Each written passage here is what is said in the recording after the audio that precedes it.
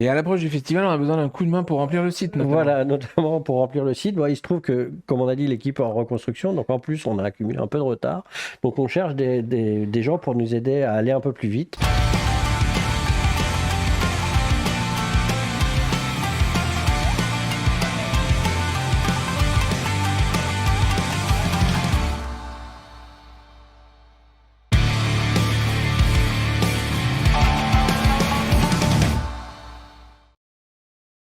On est parti du coup tout de suite pour le journal de bord. Et messieurs, Voilà. Jean-François parlait C'est des ça. recrutements. Thomas, tu Transition. peux nous en parler un peu plus? On cherche toujours des gens pour nous aider à organiser le festival dans l'équipe permanente, parce qu'on a pas mal parlé par le passé des saisonniers. Là, on commence à être bon sur Sud, je pense.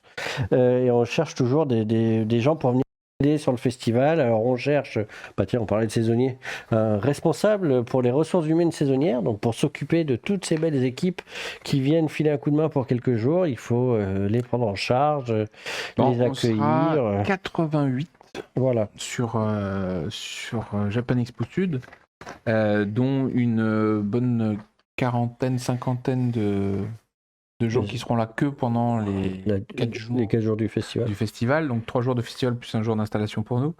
Et effectivement, on cherche quelqu'un pour gérer tout l'aspect ressources RH, humaines, ouais. RH, que ce soit, bon là le recrutement il est quasiment fini, il y a quelques personnes qui viennent d'annuler qu'il faut remplacer, mais après c'est les accueillir, les former, etc. Donc il y a plein de choses à faire. Si vous travaillez dans la RH et que vous avez envie de travailler dans un domaine qui vous plaît, comme par exemple le manga, l'animation, le jeu vidéo, Au hasard. à Japan Expo, on fait effectivement de la RH pour passer d'excellents moments avec d'autres fans. Et comme les équipes de saisonniers sont quand même hyper importantes pour nous, parce que c'est ce qui nous permet d'organiser tout le festival, parce qu'il y a un moment donné où, même si Jean-François est très fort en Kagebushin, on ne peut pas être partout, tout le temps, partout. Eh bien, cette personne-là, elle est clé pour réussir à faire en sorte que tout le monde soit hyper content de participer et reparticipe d'année en année. Sur Paris, on embauche 400 personnes, 450, ça dépend des années. Donc il y a un vrai travail en termes de RH à ce niveau-là. Ensuite, on cherche un chargé de marketing junior qui est là pour accompagner l'équipe, et notamment l'équipe commerciale, quand ils vendent des actions de marketing.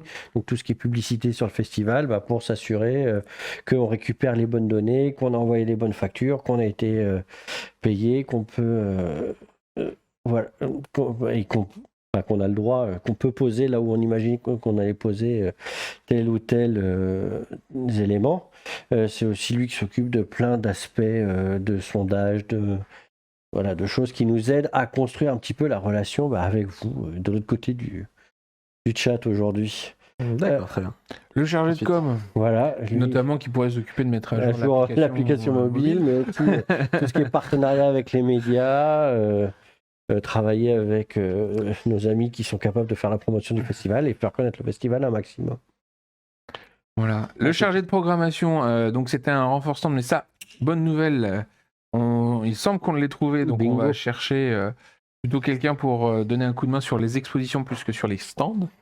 Là, c'est un job de 4 mois, 3-4 mois, ça dépend des disponibilités, qui va faire le suivi de toutes les expositions à Paris, donc c'est-à-dire l'exposition autour de Tsukasa Ojo, Blackjack, et d'autres que j'ai pas encore le droit de dire. Je fais glisser là. Très bien. Donc voilà, il y a un beau boulot. Après, c'est les préparer, donc, et leur donner vie.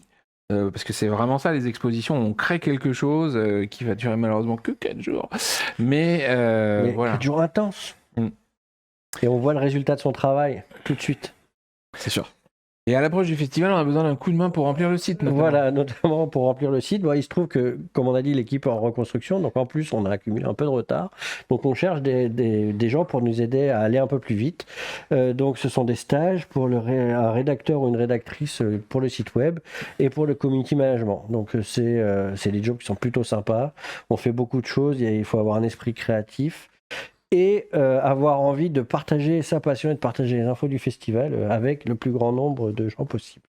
Donc le responsable RH saisonnière, le chargé de marketing et le chargé de communication, c'est pour intégrer l'équipe permanente. C'est ça. Le chargé de programmation, c'est pour nous donner un coup de main pendant la phase parisienne, on va dire, et les stagiaires également. Voilà. D'accord, ok. Donc ça Donc, fait quand même pas mal Il y a une de variété. choix et Et pas mal il y de a pas mal de détails dans les fiches Et en de fait, poste je vois sur le site. qu'il nous manque quelque chose, c'est que on a beaucoup de boulot. On parlait des expos, mais il y a l'affichage, il y a tout ça. On a beaucoup de boulot en infographie. Donc on cherche quelqu'un pour venir nous donner un coup de main en plus en infographie, parce que l'équipe elle est au taquet, elle est ultra créative et productive, mais elle va avoir besoin d'un coup de main parce que plus on avance, Pour plus il y a produire de du boulot. design. Voilà. Mais écoutez, si vous cherchez du travail, vous savez où toquer, vous avez le lien dans le chat. N'hésitez pas à On vous jeter un coup attend d'œil. nombreux. On continue avec les expositions du coup. T'as fait glisser, genre dommage, malheureusement, on aurait bien aimé que tu glisses. C'est ce Mais que bon. j'allais dire. C'est en fait, il faut regarder les émissions juste avant les salons, juste avant les festivals. Parce que comme on est fatigué, je pense que c'est là où il y a moyen qu'il se passe des trucs, on annonce des trucs. C'est raté pour cette fois, mais restez jusqu'au bout, on sait jamais, hein, peut-être que. Voilà, Ouais, j'ai pas parlé de l'expo Dragon Ball avec l'avenue de Toriyama, donc c'est bon. Déjà. tout va bien. Et voilà, ce sera clippé et ce sera remis sur tous les réseaux. Très bien. Donc les Allez. expos, ouais, on a bien avancé parce que là de toute façon tout est en train de partir à impression, fabrication. Donc que ce soit la balade au Japon qui sera présentée en version comment dire, un peu spéciale Japan Expo Sud, puisqu'on y retrouve la ville de Kyoto, la ville de Fukuoka et la ville de Sapporo dans cette version-là. On voit quelques panneaux là, donc vous allez pouvoir voir de super photos. Les textes sont très intéressants. On a travaillé par exemple avec les offices de tourisme de la plupart des villes pour faire ces expos-là. Donc C'est un bon moyen de se renseigner sur les villes pour Exactement. préparer un voyage. Parce que souvent, et c'est aussi pour ça qu'on a fait cette exposition balade au Japon, les gens quand ils y vont, et notamment les fans d'animation de manga comme nous, ils vont à Tokyo principalement, alors que le Japon, c'est Tokyo, mais pas que, et il y a tellement de choses passionnantes à voir Ouais, ailleurs. vraiment des très très belles, des très très beaux endroits et qui sont pas forcément difficiles d'accès non plus, quoi. Exactement. C'est juste qu'il faut le savoir. Et c'est tout simple. Puis alors, si vous êtes touriste, vous avez le Japan Ride Pass, et du coup, en plus, c'est pas trop cher. Vous pouvez vous balader partout. On a aussi bien avancé sur la Blackjack, puisqu'on a fait 23 panneaux. L'exposition, la Special Exhibition de Tsukasa Ojo, c'est pareil. On va vous donner, en fait, c'est une exposition qui va faire un petit peu le teasing de ce qu'il y aura sur C'est un Paris. sneak peek. Parce qu'à Paris, on Une a avant-première. préparé des choses en plus grand. Et si on a les validations, on devrait avoir des trucs vraiment sympas. Voilà. Donc sur Marseille, vous allez avoir un court hommage à la carrière de ce grand maître.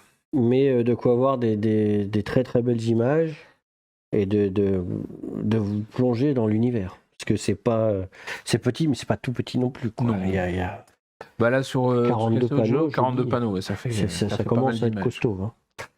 Hein. Ensuite, on a le peintre des kaiju, Yuji Kaida, qui sera également à Japan Expo Sud. Donc, après son beau succès cet été, on avait voulu l'emmener on l'a emmené à Orléans, et là, on trouvait logique qu'elle aille jusqu'à Marseille pour que tout le monde puisse en profiter. Et ce sont des tableaux. C'est trop beau. C'est-à-dire que quand on dit c'est un peintre, Voilà. C'est trop trop beau. et vous avez le beau Godzilla en plus qui sera là. Il me fait penser d'ailleurs que on m'a demandé à faire un trépied pour le faire tenir parce qu'il est tellement grand qu'il avait du mal. Et Ah ouais on n'en a pas reparlé. Ah, mince. Très bien. Voilà. Et puis, on a fait aussi tous les panneaux des murs d'images qui vont aller habiller le festival avec des photos du Japon, des décors de manga. Il y a vraiment de tout. C'est des panneaux, c'est des grands fonds photos qui sont tellement grands que si vous prenez bien vos photos, honnêtement, vous pouvez vous la péter en trois chez vous en disant regarde, t'as vu où je suis allé. Et on a l'impression que vous y êtes. Hein. C'est incroyable. Et ils ont trouvé là une matière c'est très très belle définition, mais c'est sur un genre de tissu en fait. Et du coup, il n'y a pas de reflet. Donc quand vous prenez des photos, c'est hyper beau. D'accord, ok. Bon, en tout cas, on pourra profiter de toutes ces belles expositions d'ici un peu plus de 2 semaines à Marseille. Et ça va être 7 jours et 17 jours combien et Ouais, 17 jours. Non, on va rester sur les jours. On va pas Mais, commencer à regarder les heures, on va se faire mal. on parle des expos qui seront sur place, avec notamment des panneaux. Il y a d'autres types de panneaux qui sont pas forcément des panneaux d'exposition, c'est plus des affiches. Ah, dans le Ce seraient métro. des affiches métro. Oui, qui arrive le 9 février dans le métro, du coup, dans le métro marseillais. dans le métro marseillais, tout à fait. Et si jamais vous les voyez, nous, ça nous intéresse de savoir. Donc, si vous pouvez nous les prendre en photo, nous les envoyer sur les réseaux sociaux, En nous taguant. en nous taguant, ça nous plairait beaucoup, parce que à un moment donné où on veut savoir si on a choisi les bons endroits, parce que il est grand le métro, quoi. Et on ne pouvait pas être partout. Donc, on a un beau réseau, mais si vous arrivez à les voir et que vous pouvez nous le dire, ça nous fera ça nous fera très plaisir. Et puis, comme vous pouvez voir, il y a plein de petites infos dessus. Donc, On D'accord. vous a quand même tout révélé pendant les émissions Twitch. ah oui, allez pas chercher là, oui, Il n'y effectivement. aura pas d'exclusivité. Entre vous et nous, qui nous On se touchons, sait. tout se sait. On continue avec le site, mise à jour du site et des exposants. Oui, parce que on en parlait tout à l'heure, 263 exposants, donc je crois que c'est la première fois qu'on a autant d'exposants sur Japan Expo Sud, donc on est Ouais. très content. On a dû pousser les murs, mais tout le monde est là. Et Beaucoup du de coup, stands de loisirs, donc avec tous les créateurs. Beaucoup de stands de restauration, beaucoup plus que l'année passée. Oui. Donc de quoi bien manger, de quoi bien profiter, d'avoir des belles rencontres avec ces créateurs, puis avec toutes les boutiques. Il va y avoir de quoi faire. Et pendant qu'on parlait des exposants loisirs, une petite parenthèse sur Paris, parce que là on parle beaucoup de Japan Expo Sud, mais on travaille aussi sur Japan Expo Paris. Donc au mois de décembre, on a mis en vente les stands loisirs. On avait fait une émission d'ailleurs spéciale là-dessus pour en Pour parler. vous dire qu'ils étaient 500. Du coup, c'était simplement pour dire attention, si ça vous intéresse, il en reste quasiment plus, parce qu'il en reste une petite quinzaine sur les 500. Ah, Donc, c'est en Ouais. décembre. Donc en décembre, d'accord. Ok. en 2 mois, là, on a fait le plein. Et donc, si jamais vous vouliez être exposant et Non, c'est très tôt. Hein. loisir, non, oui, d'habitude, ça finit au moins 1 mois, voire 2 plus tard. D'accord. Donc là, il reste très peu de place. Je sais même pas si dans la liste des gens pas encore traités, il reste, si jamais vous postulez là. Mais voilà, si c'est D'accord. si ça vous Ah, intéresse, il y a une c'est liste maintenant ou d'attente. jamais, quoi. Ouais. Ok. Et pour terminer, on va parler des conférences et animations. Si vous êtes des organisateurs, si vous voulez en faire, Si vous avez faut des vous choses à contacter. partager, vous avez une asso ou vous êtes expert dans un sujet Ouais, vous êtes passionné de. qui est lié évidemment aux thématiques du festival. Oui, évidemment. C'est Mais mieux. nous, on aimerait bien vous accueillir sur le festival pour que vous vous exprimiez. On vous passe un petit temps sur scène et vous souvent, montez une conférence. pendant les conférences de fin, on nous dit comment on pourrait faire. Moi, j'aurais bien aimé faire un truc sur tel truc. Les gens osent pas. Donc, on voulait profiter de l'émission pour dire si Écrivez-nous. vous voulez présenter une conférence sur un sujet que vous maîtrisez, si vous voulez faire n'importe quelle intervention, n'hésitez pas, écrivez à programmation@cefa-event.com ou en utilisant le formulaire sur le site. Voilà, si le projet devait ne pas nous intéresser, on vous répondra gentiment désolé, mais souvent on a plein de bonnes idées et puis on n'est pas spécialiste de tout, donc on a besoin de travailler avec vous, la communauté, donc n'hésitez pas, contactez-nous. Sur Paris, là, il y a encore de la place, donc c'est maintenant qu'il faut le faire, parce qu'effectivement, les gens qui se manifestent en juin en disant « Ah, moi j'aurais pu faire ça », C'est ça. malheureusement, c'est trop tard. Et on ne cherche pas que des grandes organisations, que des experts méga connus. Non. Ce qu'on veut, c'est des choses authentiques qui soient bien faites. Et ça fait le bonheur. Et souvent, c'est des sujets qui vont nous étonner. Donc, ça va apporter aussi une expérience différente aux visiteurs. D'accord, très bien. Bon, en tout cas, Du riz dans le mochi. Oui, par exemple, ça, c'est pointu. c'est sûr que c'est pointu pour le coup. Mais ça peut être hyper bien. Si c'est c'est bien bien fait, raconté, bah oui. ça peut être hyper passionnant. Totalement. On est d'accord. Bon, en tout cas, voilà, c'était le petit bilan, le petit journal de bord de Japan Expo. Encore une fois, je vous rappelle, n'oubliez pas de vous abonner à la chaîne pour ne pas louper les prochains lives. Et c'est tout de suite les questions-réponses. Oui, dis-moi. Ah non, il y a un petit truc qu'on a oublié dans le journal de bord parce que j'étais en plein dedans aujourd'hui. Ouais. On parlait de la RH saisonnière. Donc pour les gens qui seraient éventuellement saisonniers, si vous avez postulé à Japan Expo Sud, normalement vous envoyez des réponses. On est en train de faire les contrats, donc ne craignez rien, c'est en cours. Si vous n'avez pas de nouvelles, écrivez-nous, mais s'il vous plaît, ne vous dites pas, tiens, j'ai pas de nouvelles, donc je vais passer à autre chose. Parce qu'on Ah non, on on a compte besoin sur que les vous. équipes qu'on a constituées là maintenant restent jusqu'au bout, parce qu'on est en train de boucler là. Donc voilà, ça D'accord. faisait partie du journal de bord, et effectivement, on avait oublié d'en parler. Puisque comme on cherche une responsable RH saisonnière, il n'y a personne qui était là aux réunions pour dire, on a fait Il ça. faut absolument qu'on parle de ça. Bon. Vous avez raison de le rappeler. N'ayez crainte, tout se passe bien.